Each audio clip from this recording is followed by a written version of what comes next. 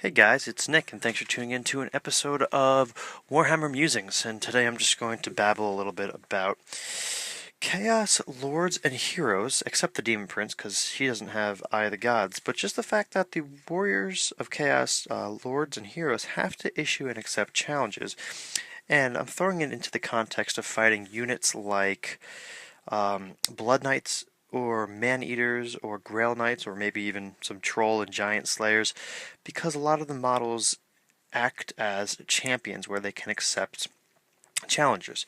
And this wouldn't be the case if there is a unit to hide behind, but often enough I've seen Blood Knights fielded in, units of 5, 6, or 7 where there aren't any other units to hide behind.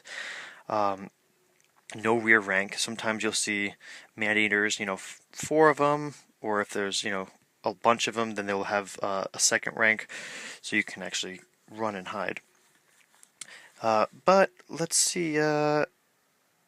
Warriors of Chaos, Heroes, and Lords have to declare challenges. So I was just curious: is it worth getting your hero or lord stuck fighting one of these units? Because odds are they will be stubborn and you're going to be outranked, especially if you have this hero or lord fighting on his own, where he's going to be, hopefully not on foot. Hopefully he's on a steed or a manticore or something where he is, fighting without a unit, but he can hold his own. So sending him into a unit like that, he has to issue challenges, and there's going to be someone to accept every time.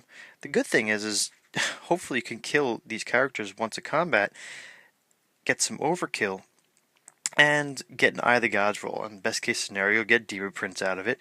I mean, but you can get some nice little buffs, and after a couple rounds of combats, you have a. I mean, their stat lines are already great, but you have some additional buffs on your Lord or Hero. Not bad.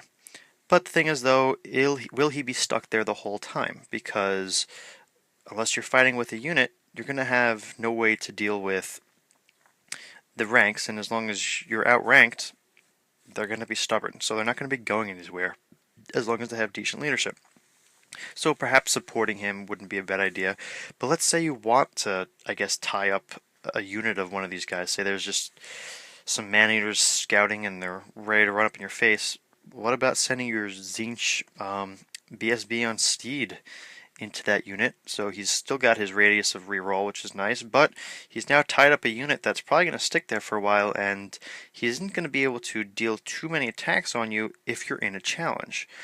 I mean, 4 to 5 man-eater attacks, say, isn't a big deal because it's better than getting 12 or 16 attacks on you. So the safest place is going to be the challenge. As long as you don't lose, you should be fine, and Chaos Lords and Heroes should be able to dish out the damage needed to, especially if you're on some sort of mount, to kill a character every turn and get that nice little Eye of the Gods roll. The cavalry, like the Grail Knights and the Blood Knights, not a big deal, I think. I mean, they're 1 wound each, so killing them isn't a big deal, but you get stuck there for a while, and that's worth it if that unit would be effective going after something else. I mean, no one wants their warriors or, monsters cavalry flank charged by some of these Blood Knights or Grail Knights, so look, now great, they're tied up in combat. So I was just kind of wondering, is it worth it? Is it situational? Is it a dumb idea? I mean, as long as, the Blood Knights, I guess, not taking into consideration the whole crumbling and all that stuff, but maybe you can kill them a little bit quicker. I'm not sure, because you would get a nice little overkill, which is cool. But Grail Knights have somewhere to hide. They're going to be in Lance formation.